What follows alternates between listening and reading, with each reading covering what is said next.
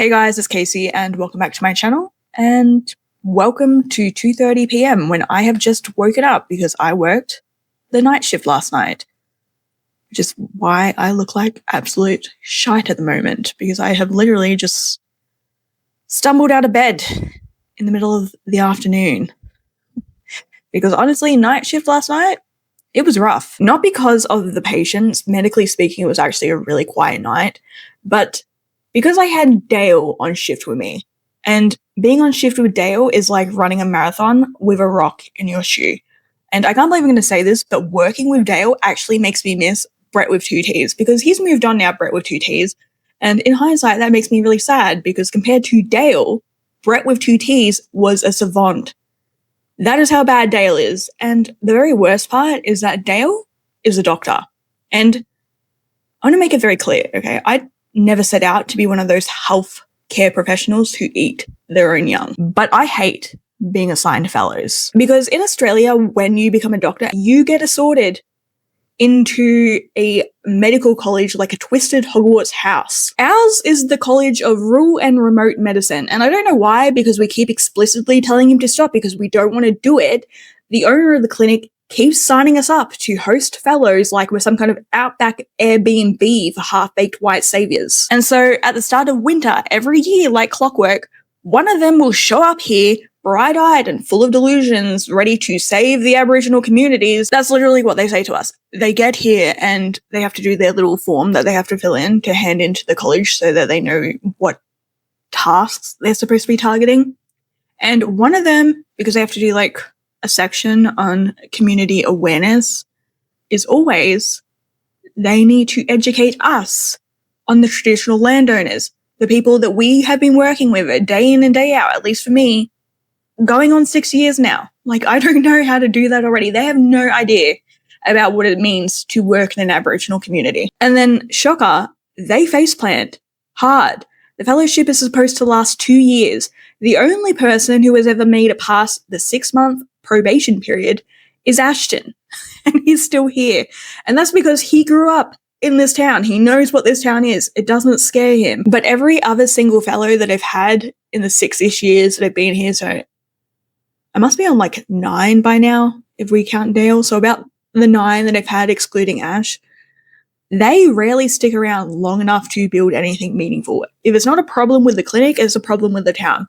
Because they are just delusional about what living out here is like. Like I've said before in videos, we are the type of town where for fun in the summer, people go swimming in leech-infested dams, and for fun in the winter, they do meth. That's the kind of town that we're talking about here. And so, you know, if it's not the hospital getting held at knife point, which happens not as much these days since William has started working here, but it used to happen a lot. It's a problem with the town. Our last doctor who we had, he was a fellow, but he was like a more mature one. So I was very, very hopeful that he would stick around for a little while. He left town because he was Indian and our town is very, very racist, which I think surprised a lot of people because, again, we are an Aboriginal majority town, but we're a very, very racist town. And he was Indian and he pretty much got run out of town because he'd be at a roundabout or something and they would just re-end his car with his children and he's like, I can't stay here. Like, I need to leave this town, which I understood because they had like broken into his house and stolen his dog and done a lot of really bad and awful things. But the point I'm trying to make is that the fellows that we get, they rarely stick around long enough to build anything meaningful here or make any meaningful impact. And whatever mess they make on their way down, it falls into our laps to clean up. Anyway, Dale was only half the problem last night. The other problem is that it was so quiet that I spent most of my night just scanning the archival documents that Dress gave me in exchange for my daughter's dress. Because, you know, I want access to them 24/7 and I don't want to risk losing them all if my house goes up in a mysterious fire or whatever, which is something that happens here a lot. Very mysterious fires all over the place. And so I figured, why not? It's not like they're in English and nobody else can read them, so no point in not putting them in the big bad cloud. And so I spent the night, more or less, scanning these documents and reading them and crying and then laughing and then crying from laughing so hard. And I was so happy doing that because Mentally, at least, I was home for a little while, but then a patient came in with a bleeding ear, and I was violently tugged back to the present hellscape that is the modern West, and very, very much not at home. So I was no longer happy. There I was, patching up this patient while trying to resist the urge to strangle Dale with a blood pressure cuff, when I had a thought, an epiphany, if you will. A wild, deeply unhinged, borderline illegal thought. The kind of thought that only sneaks up on you in the middle of the night and makes you wonder if you need a nap, or a therapist, or an exorcism. And I am going to need you to brace yourself for this, because what I am about to say is so profoundly unwell and unhinged that is going to make Martha from Baby Reindeer look like a paragon of emotional maturity and healthy boundaries. But I think me sleeping with Dress Levesque would be like chicken soup for my soul. Not sleeping with, like, don't get it twisted. This is not about the devil's tango. Dress and I do not have that relationship. We have never had that relationship, and I never want to have that relationship with him. I don't even want him to be conscious during this event, which is exactly the point. I just want to share the same bed with him while he is asleep. Like a very large, genetically specific hot water bottle. Because the thing that I struggle with most about being here is being separated from Ilya. And if you're new here, Ilya is my best friend. He's my person. And when you get separated from your person, your nervous system doesn't really know how to respond to that. And Dressed is genetically adjacent to Ilya. They both come from the same ethnic group, and that ethnic group is completely descended from only 14 families. Not nations, not villages, families, which means genetically speaking, Dressed and Ilya are made from the exact same clay. I think technically they're third cousins or something along those lines, at least on paper, but realistically their family tree less resembles, branches and more closely resembles a woven net. Just lots of crossover, lots of tightly knit DNA.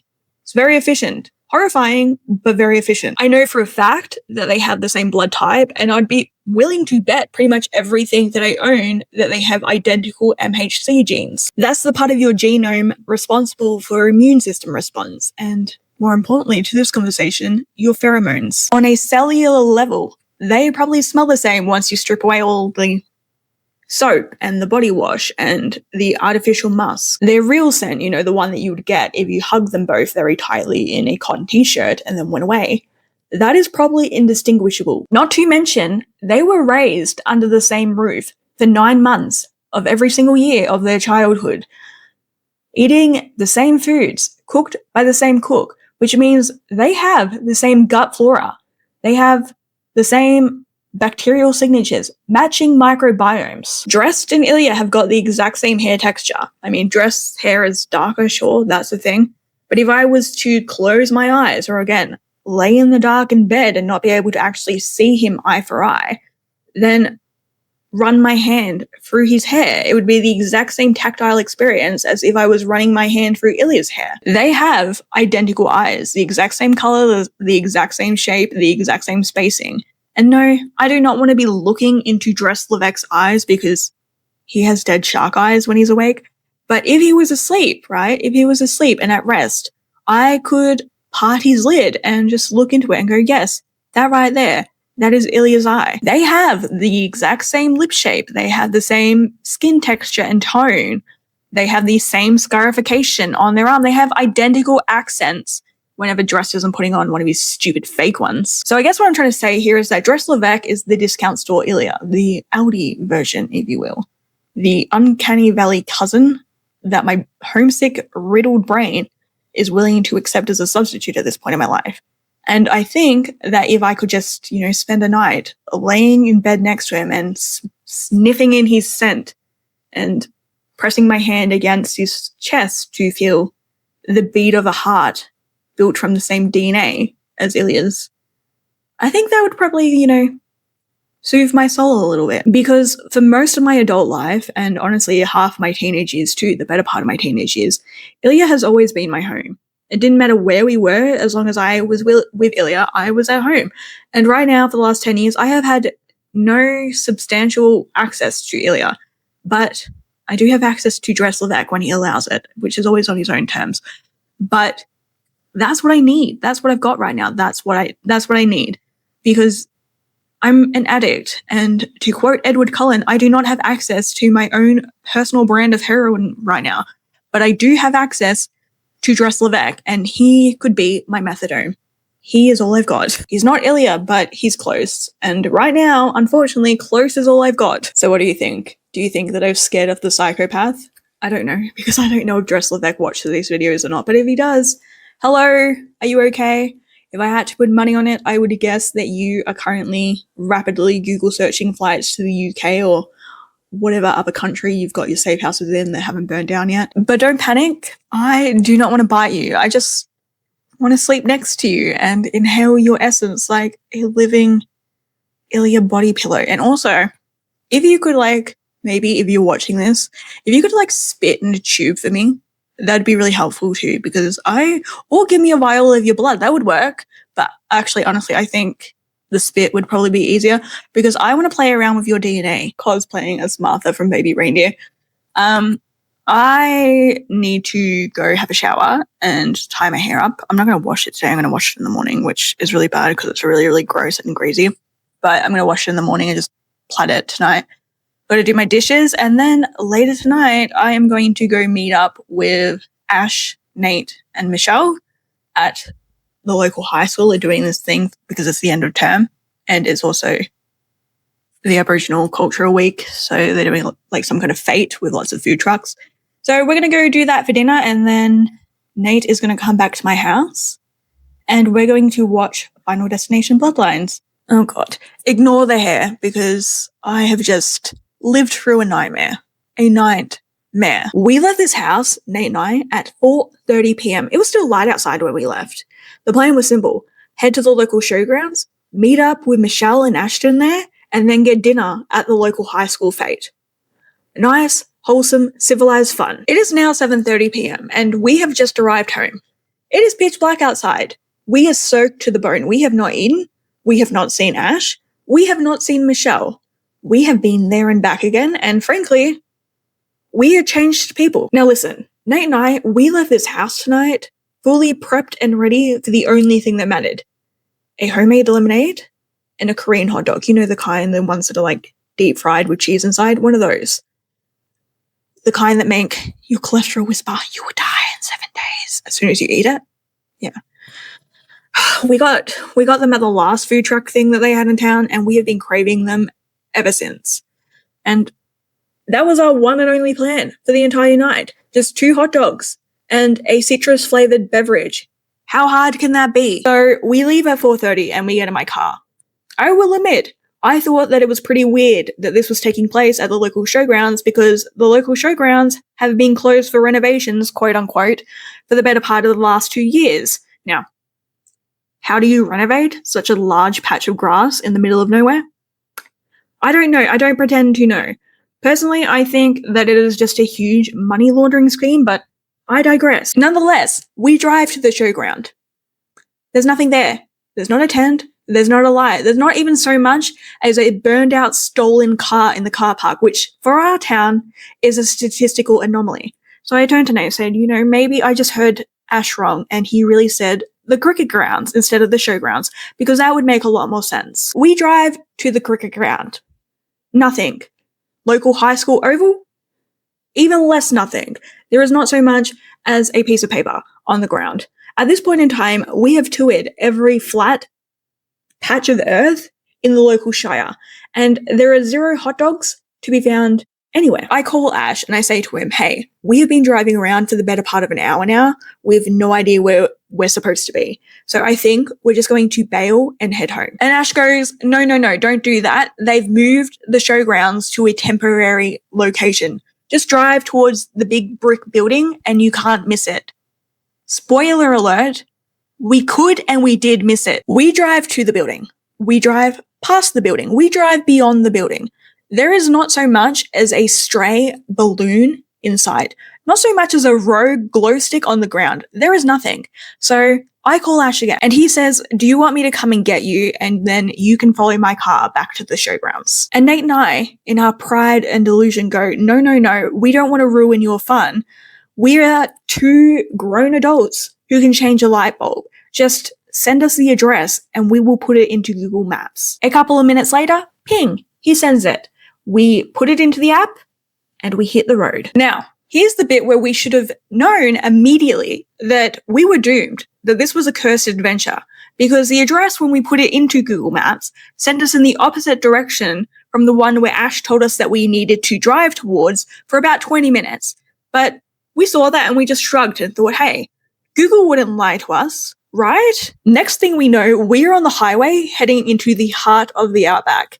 It is pitch black. It is pissing down rain outside, the kind of rain that feels like a personal attack. Every single house that we are passing looks to be about 90 years old and abandoned. Nate and I, we have both lived in this town for years, and neither one of us had ever been on this stretch of road before in our lives. So we missed the turnoff that we're supposed to take for this road that's supposedly leading us to the new showgrounds, the temporary showgrounds. We miss it 3 times because it is pitch black out there, and this road is the width of a bee's dick. And my headlights, I don't really have high beams. I just have normal headlights. Like, my high beams are worse than some people's normal headlights. And so we cannot see where we're going. It is so dark outside. But after our 3rd attempt, we finally managed to make the turn. And as we do, Google proudly announces that our destination is on the left. We look to the left. It is a field. It is a dead, empty, cursed field on the edge of the Australian outback. So I call Ash back and I say, listen, wherever you are right now, we are not there. I don't even think that we are in the same postcode at this point in time. So mission aborted, we are heading home. And that's when this night goes from bad to worse, because I successfully go to maneuver a 3-point turn when all of a sudden my tire is gone. In my attempt to successfully, it was a successful attempt to do my 3-point turn, I have run over a coiled barbed wire fence that has fallen on the ground.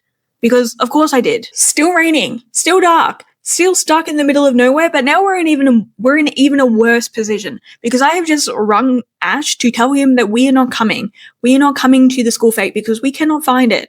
So at this point in time, if we disappear out here, no one even knows that we're gone, because we have told people that we're not coming. So the only light source that we have is our phone torches. And so Nate gets on the ground. It's pouring rain. He gets on the ground to change the tire. Luckily, he knows how to do it because I don't know how to do it. So I am standing there. I have got the torch, my phone torch, in one hand so he can see what the hell he's doing.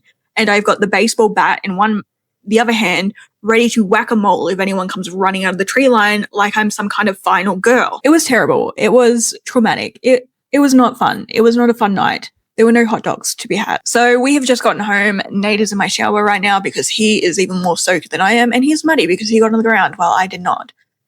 In the meantime, I have put freezer chips and a pulled pork from like a packet in the oven, because apparently that's dinner now. Not the delicious Korean cheese-filled hot dogs that we were promised, and definitely not the delicious and so sad lemonade. But luckily I have got Iron Brews and Cherry Cokes, the UK version, and not the American version, because the American version of Cherry Coke is disgusting. So we're still going to watch Final Destination and hope that the night gets better as we go on.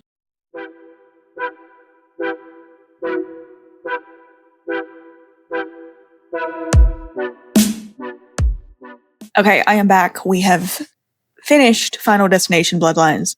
What did I think about it? I don't know.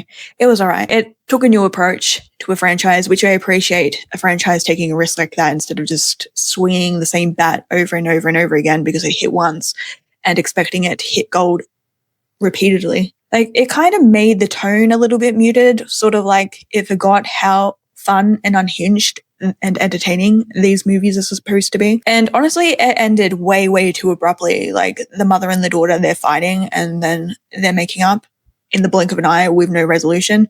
So that didn't feel too good. I really feel like it could have used an extra 20 minutes just to have a little bit more breathing room and to be able to play around a little bit more, but it didn't, and it suffered from that. And that is my very short 2-minute review of Final Destination Bloodlines that nobody asked for. But anyway, the point of me sitting down right now is that, as I said in my last video, I need to start doing the work in these videos to actually, get to where I need to be.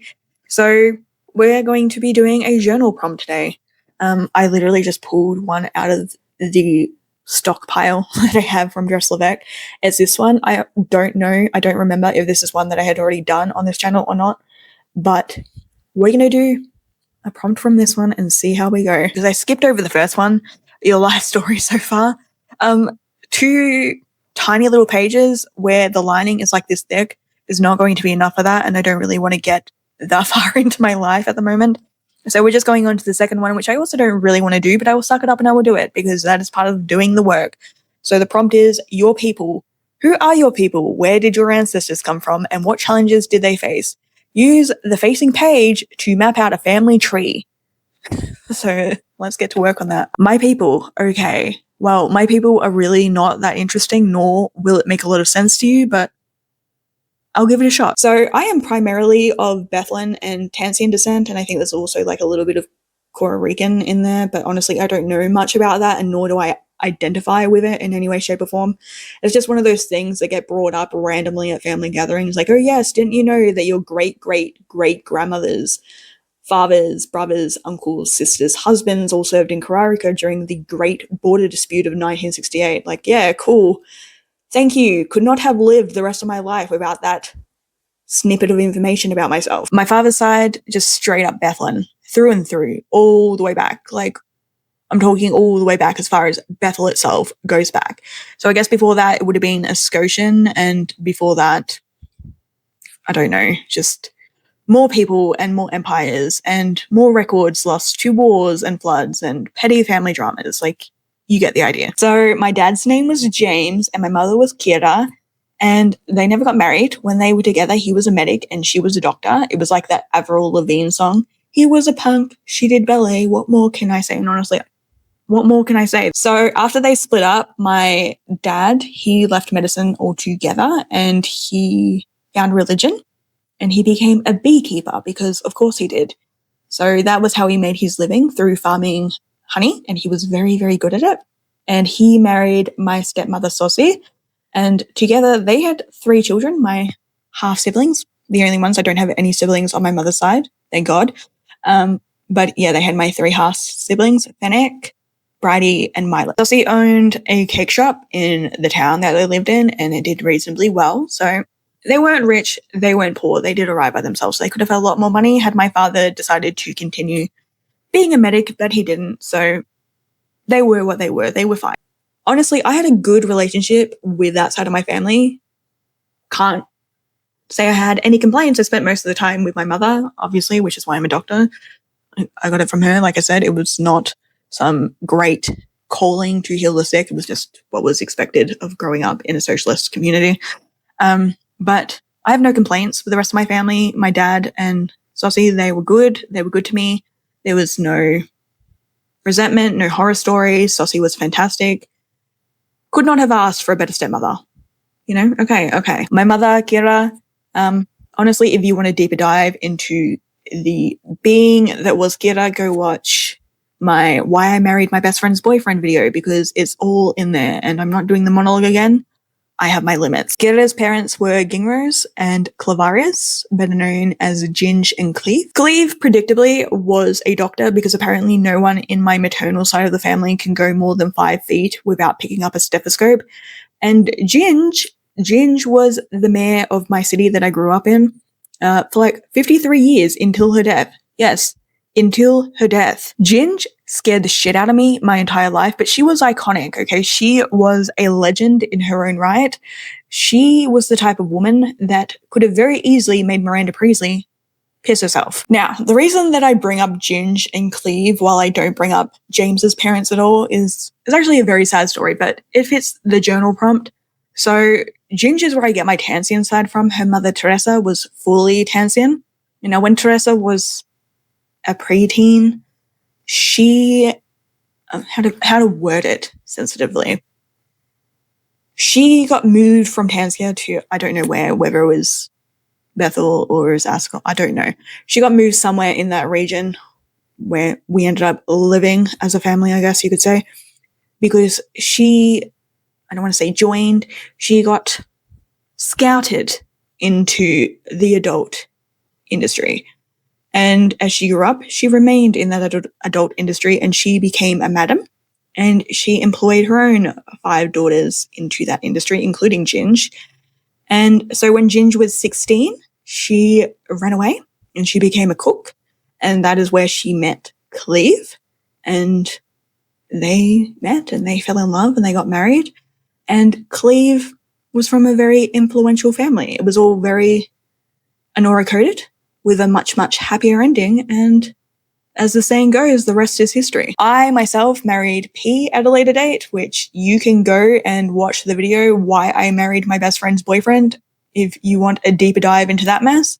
So P had a thing with Ilya and the 3 of us together raised Isa, which is not my daughter's real name, by the way. I don't share my daughter's real name with anyone for reasons that I'm not going to get into in this video, but that's just one of her nicknames is Isa. So we raised Isa together. And then later on, we had A come along and force himself into our little family unit, and he's the reason that I am here talking to this camera and vicariously through it to you right now, but I can't really get mad about that because I am the reason that he is here.